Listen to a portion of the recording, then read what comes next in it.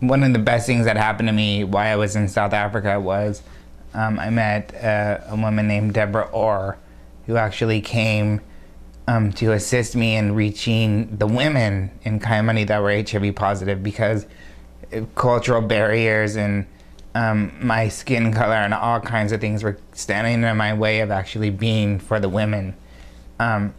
So Deborah comes over, and she's an HIV positive a woman, lives in Long Beach, and we actually went to the same church together, so I knew her a little bit before, but she comes over and completely like disarms these women. Like, she just, like, she doesn't have any kind of when you talk to Deborah, you get connected to her because there's no walls, there's nothing that's gonna separate you from her. And the women got it, and they didn't just get it, they like formed groups, and they were very intimate like groups. And so I started really appreciating her, Deborah, and really admiring her, gift and her tenderness and her love for women.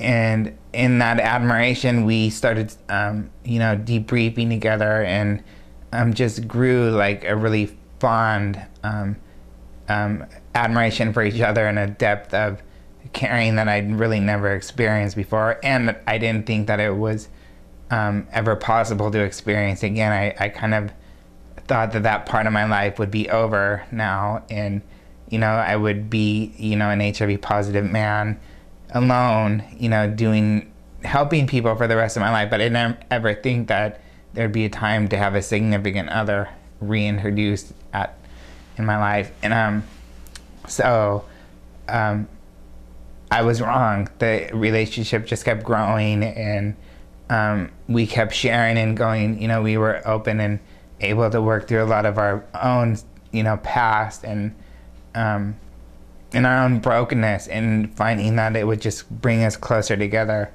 And through this, we also started realizing we wanted a lot of the same things. And one of the things that we both wanted desperately is to have children. And though it's not impossible to have children while you're HIV positive, it can present some risks that we still may take in the future. But what we thought would be the best is to adopt one of the many children we were seeing in Kayamani that were completely motherless and fatherless, and actually in a limbo, staying with whoever would take them. And they weren't even in orphanages, they were in friends of friends homes, and brothers and sisters separated. And it was the agony of that. It was caused us a lot of despair just to watch these children that we loved.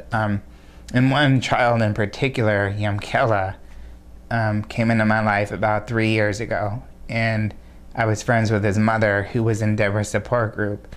And Yamkela is a beautiful child who is intelligent and leader. I mean, just like right out the top, can manage to get a group of kids together and focus. And so Deborah and I both picked this up pretty quickly about him, and started having the conversation about actually adopting him. Like we knew that, we were supposed to be together. So we're in the process right now of adopting Yamkela. I'm going through all the red tape because there's no agreement between America and South Africa for adoption. So we have to go to them and be on their turf to do the adoption.